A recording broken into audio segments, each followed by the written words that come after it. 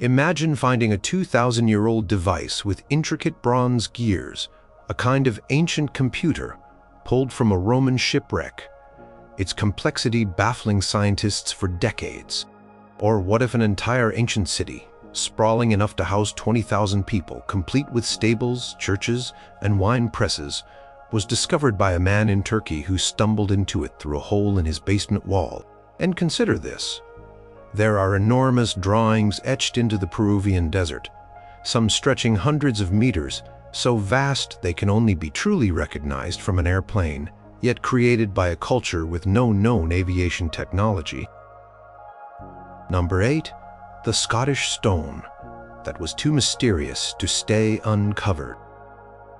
Deep in West Dunbartonshire, Scotland, near the town of Clydebank, lies a massive, uneven sandstone slab known as the Cochno Stone.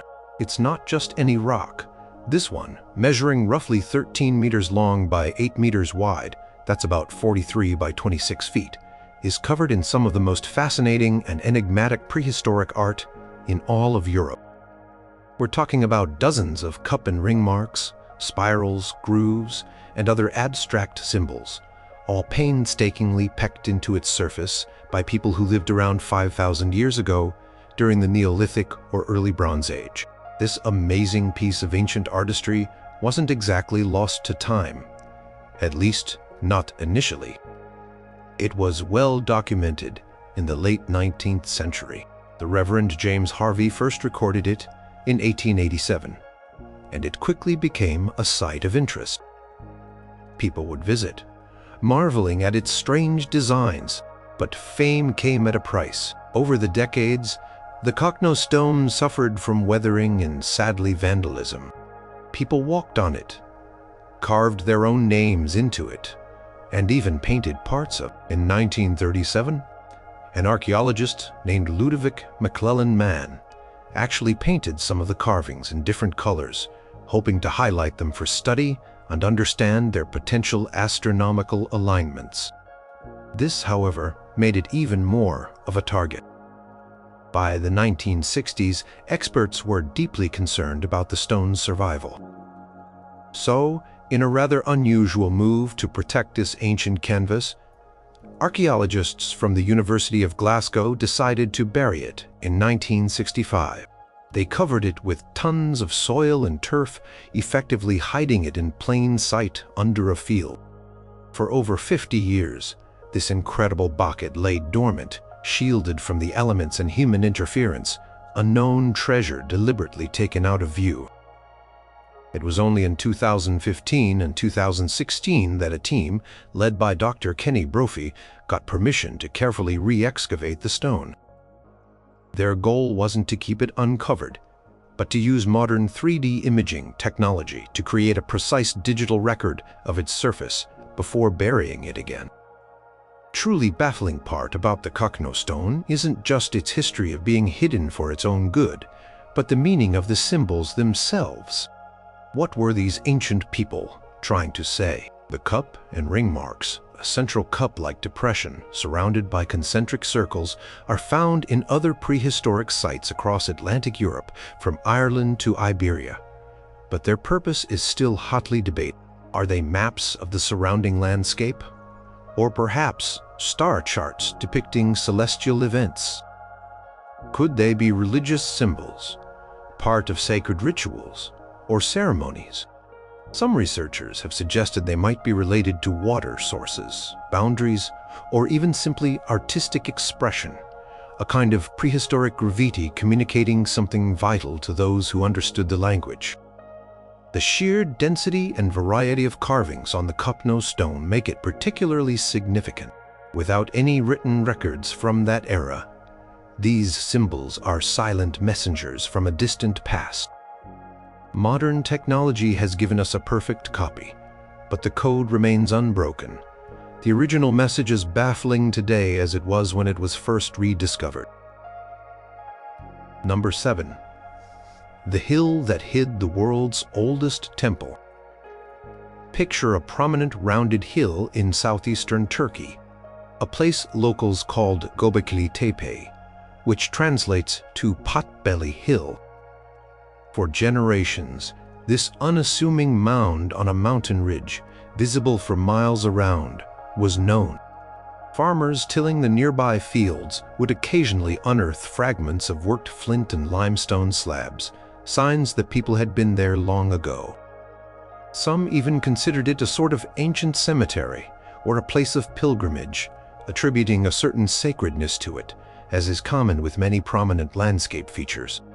In the 1960s, American archaeologists surveyed the area. They noted the mound and the scattered stone fragments, but concluded it was likely a medieval cemetery, perhaps disturbed by centuries of plowing, nothing of groundbreaking importance. So, Göbekli Tepe continued to sit there, its true secret hidden beneath layers of soil and assumptions. Then, in 1994, a German archaeologist named Klaus Schmidt arrived. He had read the earlier survey reports, but had a hunch there was more to Potbelly Hill. He began to look closer at the types of stone tools found and the nature of the limestone slabs. Schmidt recognized them not as medieval grave markers, but as something far, far older. When excavations began, the world of archaeology was turned on its head. Hidden within that ordinary-looking hill was not a simple cemetery, but the oldest known megalithic structure on Earth, a vast complex of stone circles and monumental T-shaped pillars, meticulously carved and erected by people who lived around 11,600 years ago. This discovery pushed back the timeline for sophisticated human construction by thousands of years. The baffling part of Göbekli Tepe is almost everything about it. First, consider who built it: hunter-gatherers. This was a time before pottery had been invented, before metallurgy, before writing, before the wheel, and crucially, before settled agriculture was widespread. Traditional understanding was that such massive, organized building projects could only be undertaken by complex, hierarchical societies supported by farming. Yet here were nomadic or semi-nomadic people, somehow organizing the labor to quarry, transport, carve, and erect pillars weighing many tons. Some pillars are up to 6 meters, 20 feet, tall, and weigh as much as 10 to 20 tons. How did they manage this feat of engineering and logistics? Then there are the pillars themselves. Many are T-shaped, which archaeologists interpret as stylized human forms, some with carvings of arms, hands, and belts. They are adorned with intricate low-relief carvings of animals: foxes, snakes, boars, gazelles, scorpions, vultures, and cranes. What do these animals represent? Were they totems, spirit guardians, figures from mythology, or perhaps depictions of dangerous beasts? The T-pillars are arranged in large circular or oval enclosures. So far, only a fraction of the site has been excavated. Geophysical surveys suggest many more enclosures remain buried, and perhaps one of the most perplexing aspects. After centuries of use, around 8,000 BC, these magnificent structures were deliberately and carefully backfilled with earth, debris, and animal bones, burying them completely. Why would a culture spend so much effort creating something so extraordinary, only to intentionally entomb it? Was it a ritual act, a way of decommissioning a sacred site, or did it signify a profound shift in their beliefs or way of life? Göbekli Tepe doesn't just hide an ancient temple, it hides the answers to questions that challenge our very understanding of the dawn of civilization. It suggests that perhaps the urge to gather for ritual and monumental construction came the other way around, not the other way around. Number 6. The Roman gadgets nobody can figure out. Across the vast territories once governed by the Roman Empire, from the windswept fields of Wales to the plains of Hungary, and particularly concentrated in what were Roman Gaul and Germania, modern-day France and Germany, a curious type of object has been turning up for centuries. We're talking about Roman dodecahedra. These are small, hollow items usually crafted from bronze, though a few rare examples are made of stone. As their name suggests, they are geometrically precise dodecahedrons, objects with 12 flat pentagonal faces. Adding to their mystique, each of these 12 faces has a circular hole in its center, and these holes often vary in diameter from one face to another. To complete the design, small knobs or studs protrude from each of the 20 corner points of the dodecahedron. Over 100 of these enigmatic artifacts have been discovered, dating mostly from the 2nd to the 4th centuries E. They've been found in riverbeds, buried in hoards, in military camps, and in graves. Many now reside in museum collections or private hands, where they've been for a very long time. They are not hidden in the sense of being lost. You can go and see them. What is utterly, completely hidden, however, is their purpose. Despite their relatively common occurrence and distinctive design, not a single contemporary Roman text, inscription, or mosaic depicts or even mentions them. It's as if they were everyday objects whose function was so obvious to the Romans that no one bothered to write it down, or they were part of a practice that was never recorded. This lack of documentation has led to a fascinating and frustrating historical puzzle. What on earth were these intricate little gadgets used for? The theories are numerous, varied, and often quite imaginative, but none have been universally accepted. Some have suggested they were candlestick holders, pointing to the discovery of wax residue inside one example. However, the varying hole sizes don't make them very practical for standard candles, and not all show such residue. Could they have been dice for some unknown game? Unlikely, given their uneven weighting due to the different hole sizes in the projecting knobs, which would make for very unfair rolls. More technical uses have been proposed. Perhaps they were surveying instruments, with the holes used for sighting or measuring angles, though how they would function precisely in this capacity is unclear. Some think they might have been calibration tools, maybe, for standardizing the diameter of water pipes or other cylindrical objects. Popular military theory suggests they were range-finding devices for Roman artillery, like ballistae, with soldiers sighting distant targets through pairs of holes. Another intriguing idea is that they were knitting aids specifically for making the fingers of gloves, the distribution of fines in Gallo-Roman areas. Known for their wool production, and the way yarn could be looped around the knobs lends some plausibility to this. Other suggestions include scepter heads, decorative elements, toys, or even devices for fortune-telling or religious rituals. The fact that they are often found in good condition and show skilled craftsmanship suggests they were valued objects. Yet, their function remains a complete blank. Each new dodecahedron discovered adds to the depth, but not so far to our understanding of their use. They sit in museum cases, perfectly formed geometric puzzles, a testament to Roman metalworking skill and a baffling silence from the past. Number 5. The book no one on earth can read. Imagine a book, handwritten and lavishly illustrated, filled with drawings of bizarre plants you won't find in any botanical garden, astronomical charts that look like nothing in our sky, and tiny naked figures bathing in strange green liquids flowing through intricate plumbing. Now imagine that this entire book, all 240-odd vellum pages of it, is written in a script that no one, not top cryptographers, not expert linguists, not ever been able to decipher. This is the reality of the Voynich manuscript. Currently housed in Yale University's Beinecke Rare Book and Manuscript Library, this codex is a genuine historical packet. Its physical characteristics, including the vellum, pigments, and ink, have been studied extensively.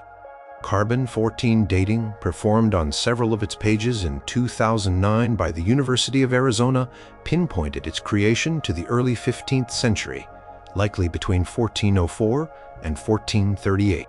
This places it squarely in the late medieval period, a time of alchemists, herbalists, and emerging scientific inquiry, but also of closely guarded knowledge and ciphers. The Voynich manuscript isn't hidden in the sense of being lost or buried. It has a documented history, albeit with some gaps, tracing back to at least the late 16th or early 17th century when it was in the possession of Emperor Rudolf II of Bohemia in Prague, who was a great patron of arts and alchemy, passed through various hands, including scholars and Jesuit priests, before being acquired by the Polish rare book dealer Wilfrid Voynich in 1912, from whom it gets its modern name. Voynich brought it to public attention, and ever since it has been one of the most tantalizing mysteries in the world of historical documents. Its meaning, its language, its purpose all remain profoundly hidden, locked away behind an unreadable script. The baffling nature of the manuscript lies in several key areas. First, the script itself, often called Voynichese. It consists of around 25 to 30 distinct characters, written smoothly from left to right. Statistical analysis of the text shows patterns consistent with natural languages. Some characters appear more frequently than others. Some character combinations are common while others are rare, and it exhibits properties like word entropy that are similar to known languages. This suggests it's not just random gibberish, but is it an unknown natural language? A known language encrypted with a complex cipher, or perhaps an artificial language constructed for a specific purpose. Then there are the illustrations, which are as strange as the text. The manuscript is broadly divided into sections based on these drawings. Herbal, pages filled with drawings of plants, none of which can be definitively identified with any known species. Some look like composites of different real plants, while others are entirely fantastical. Astronomical, astrological, circular diagrams with suns, moons, stars, and symbols that resemble zodiac signs but don't quite match standard conventions. Biological, balneological. This is perhaps the oddest section, featuring numerous drawings of small, mostly female, naked figures, often with swollen abdomens, bathing in or interacting with elaborate systems of interconnect tubes and pools filled with green or blue fluid. Cosmological. More circular diagrams, more abstract and harder to interpret, some looking like rosettes or mandalas. Pharmaceutical.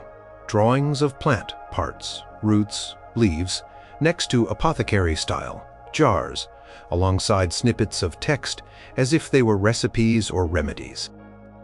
Recipes. The final section is mostly solid text, possibly recipes or instructions, marked with star-like bullet points. What was its purpose? Was it an encyclopedia of secret knowledge? An alchemical treatise? A medical or herbal manual for treatments now lost to us? Could it be an elaborate, meaningless hoax created to fool a wealthy collector like Rudolf II? If it's a hoax, it's an incredibly sophisticated and consistent one, maintained over hundreds of pages. Decades of effort by some of the world's best codebreakers, including those who cracked complex enemy codes during World War I and World War II, have yielded no verifiable translation. The Voynich manuscript remains a beautiful, frustrating, and utterly silent enigma, its secrets hidden in plain sight on its beautifully illustrated pages. Number 4. The chicken coop that led to an underground metropolis. Imagine you live in a typical house in the Cappadocia region of Turkey, an area famous for its soft volcanic rock formations, often called fairy chimneys. One day, in 1963, a man in the town of Derinkiu decided to do some home renovations. The story, now legendary, goes that he knocked down a wall in his basement, perhaps to expand a room or deal with some dampness. Behind it, he didn't find more solid rock or earth as expected. Instead, he found a dark, mysterious passageway. Curious, he ventured in.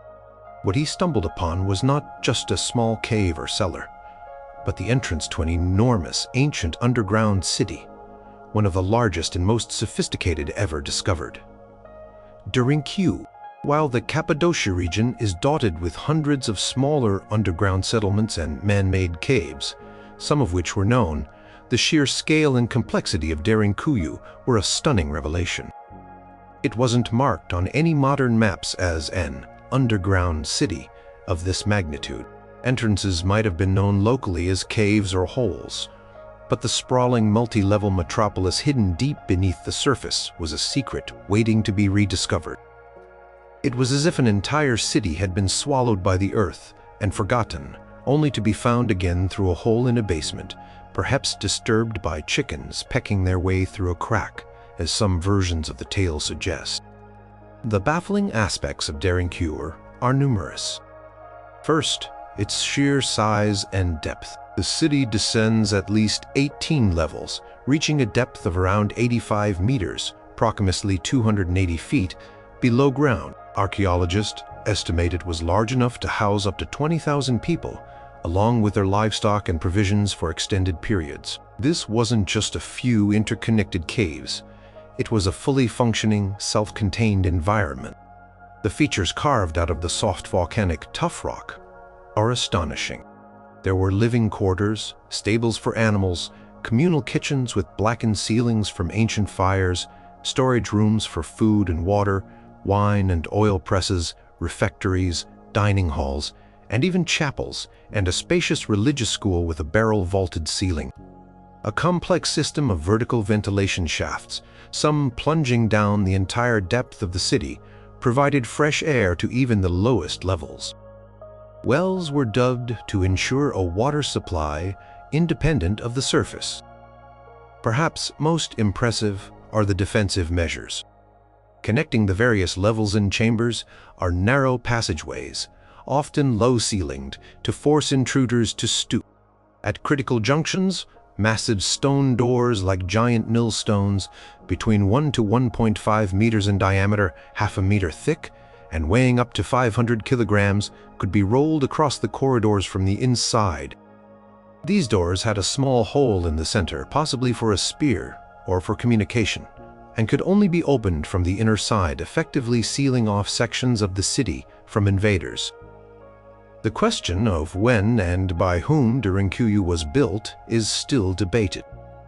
Some scholars believe its earliest levels might have been excavated by the Phrygians in the 8th–7th centuries BC, or possibly even earlier by the Hittites around 1200 BC or before.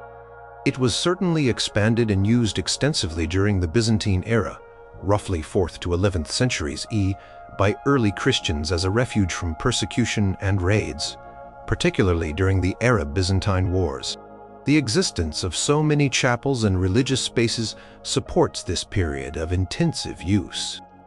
But how was such an immense underground complex excavated using what must have been relatively simple tools?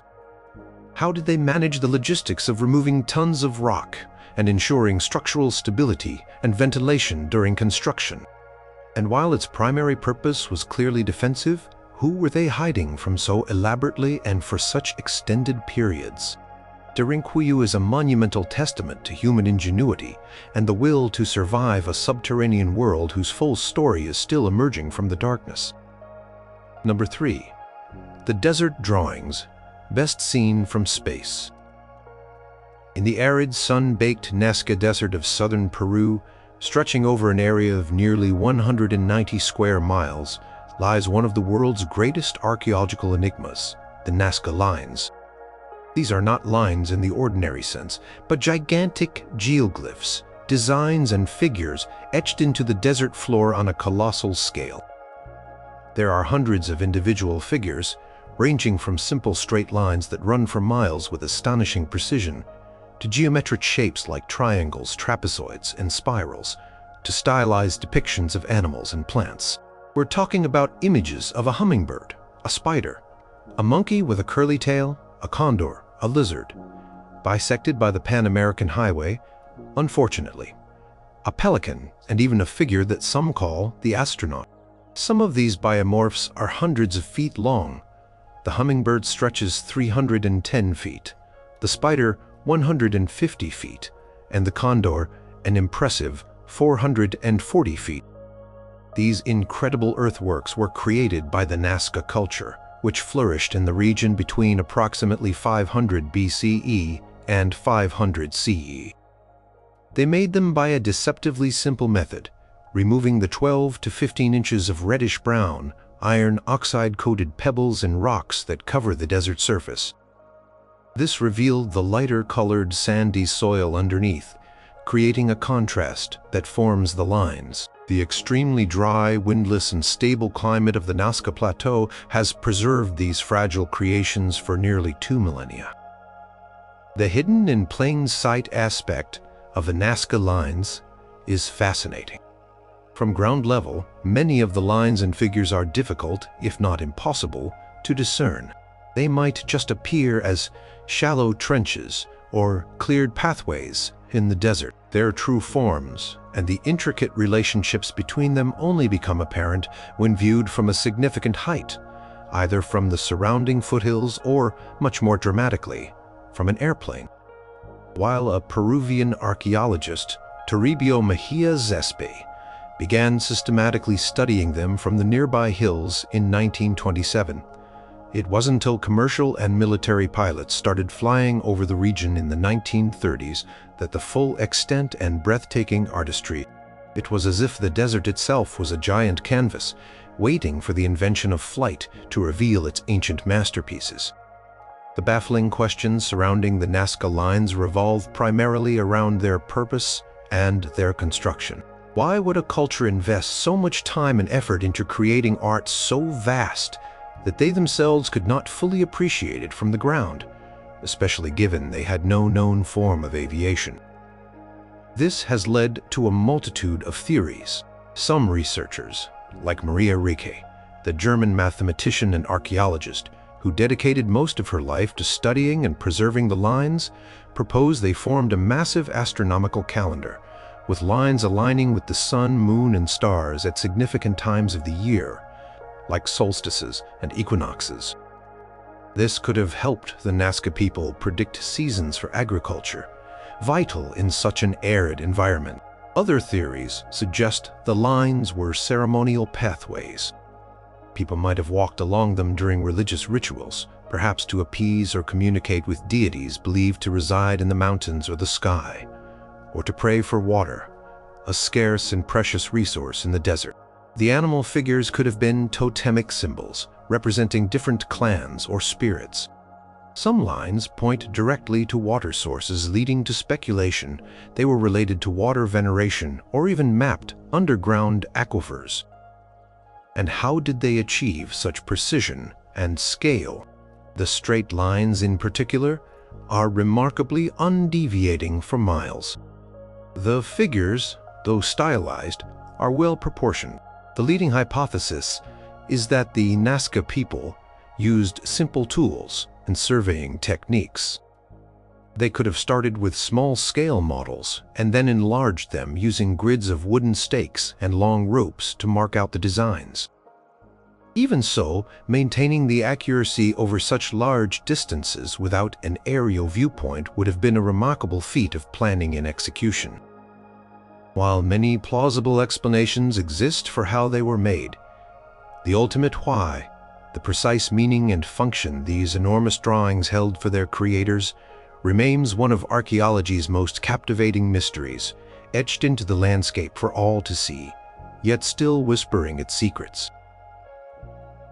Number 2.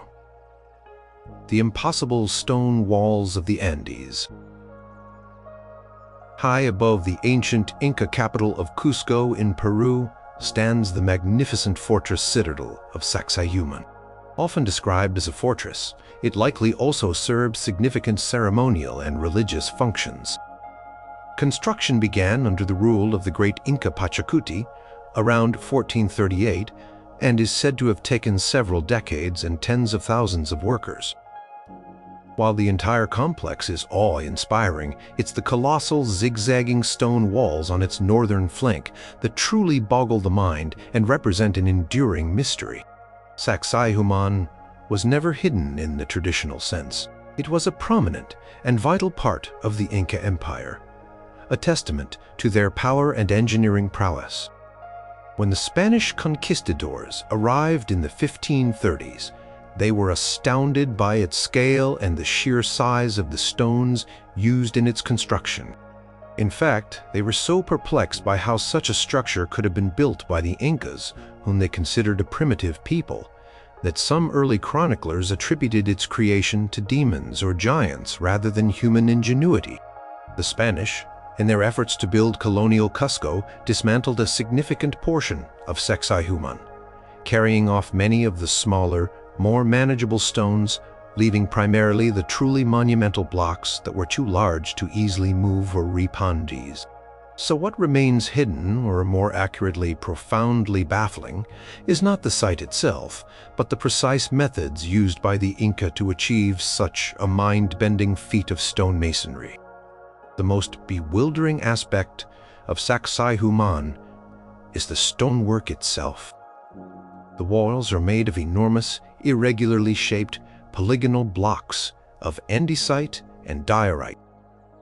Some of these individual stones are estimated to weigh over 100 tons, with the largest believed to be around 125 to 200 tons. That's heavier than a blue whale. These massive blocks are not uniform. They are all different shapes and sizes, yet they are fitted together with such astonishing precision that in many places not even a thin piece of paper or a knife blade can be inserted between them. No mortar was used to bind them.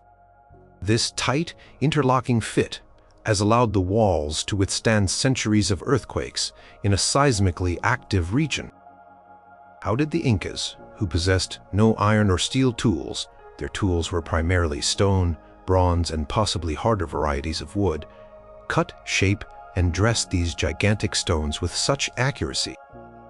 Prevailing theories suggest a laborious process of pounding the stones with harder river cobbles to roughly shape them, followed by meticulous grinding and sanding, possibly using sand and water as abrasives.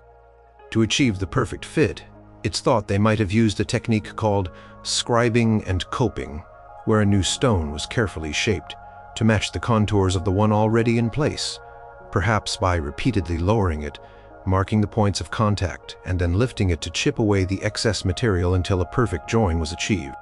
Imagine the effort involved with multi-ton blocks.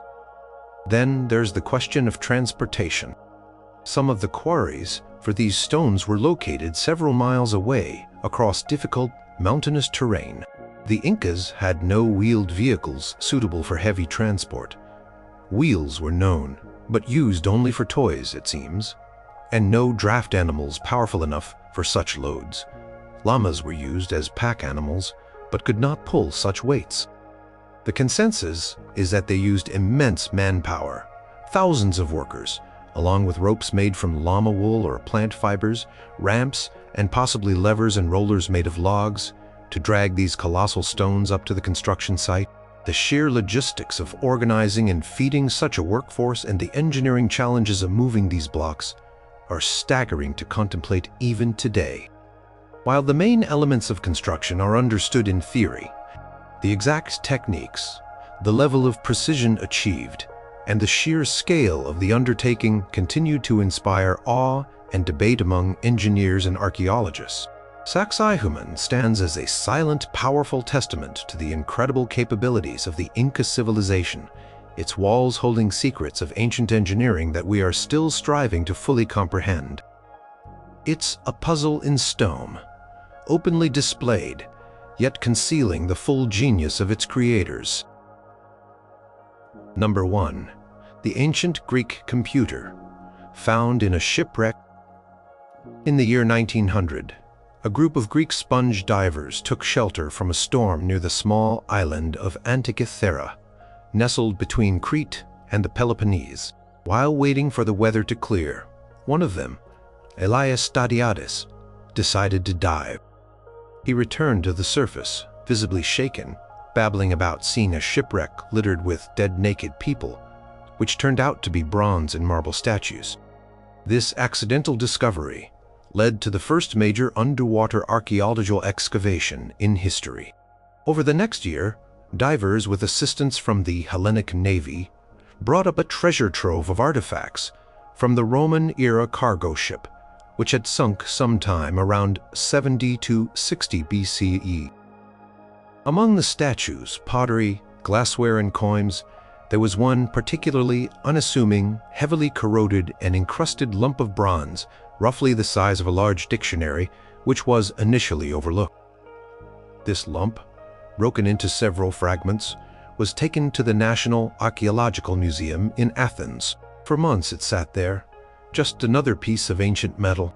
Then, in May 1902, archaeologist Valerius Stace noticed that one of the fragments had what looked like a gear wheel embedded in it. This was peculiar. Complex geared mechanisms were not thought to have existed in the ancient Greek world. Certainly not of this apparent intricacy. For decades, the object, now known as the Antikythera mechanism, remained largely a curiosity, its true nature hidden by layers of marine concretion and the limitations of early 20th century analytical tools. It was hidden in plain sight within a museum, its profound significance unrecognized. It took the dedicated work of scholars, most notably Derek J. DeSola Price in the mid-20th century, and later the application of advanced technologies like X-ray computed tomography and high-resolution surface imaging by the Antikythera to finally unlock its secrets. What these investigations revealed was nothing short of astounding. The Antikythera mechanism was an incredibly sophisticated hand-powered mechanical device, an analog computer of ancient Greece. It consisted of a complex assembly of at least 30 and possibly as many as 72 precisely engineered interlocking bronze gear wheels. These gears were housed in a wooden case, now long decayed but its dimensions inferred, and had front and back dials displaying astronomical information. Inscriptions, a kind of user manual etched onto the device, provided instructions and explanations. The baffling nature of the Antikythera mechanism lies in its sheer technological sophistication, which appears to be at least a millennium ahead of its time. Nothing comparable in complexity is known to have been created until the astronomical clocks of medieval Europe in the 14th century. The device was designed to predict astronomical phenomena with remarkable accuracy. It could track the positions of the sun and moon through the zodiac, predict solar and lunar eclipses based on the Saros cycle, a period of about 18 years when eclipses repeat, and even model the subtle variations in the moon's motion, using an ingenious system of epicyclic gearing, where one gear orbits on another, to account for the moon's elliptical path. It also had a dial for the Metonic cycle, a 19-year calendar cycle, and a dial that indicated the timing of pan-Hellenic games, such as the Olympics. Its existence raises so many questions. Who made this extraordinary device, and where? The inscriptions are in Koine Greek. Theories suggest it might have originated from Rhodes, an important center of astronomy and mechanics at the time, perhaps linked to the astronomer Hipparchus, who worked with epicycles, or the Stoic philosopher Posidonius. Another possibility is Syracuse in Sicily, home of the legendary Archimedes, who is said to have created mechanical spheres. Why is the Antikythera mechanism unique? Is it the sole survivor of a long tradition of advanced Greek mechanical engineering that has otherwise been completely lost to us? Or was it a singular masterpiece, far beyond the usual technological capabilities of its era? The fact that such a device could be conceived and built around 150 to 100 BC fundamentally alters our understanding of ancient Greek technology. It implies a level of scientific knowledge and engineering skill that was previously unimaginable for that period. It's a tangible piece of evidence, suggesting that parts of our ancient technological history might be far richer and more complex than the surviving texts and artifacts had led us to believe. The Antikythera mechanism, once a mysterious lump from the seabed, is now recognized as one of the most important archaeological finds ever, a window into a lost world of ancient genius.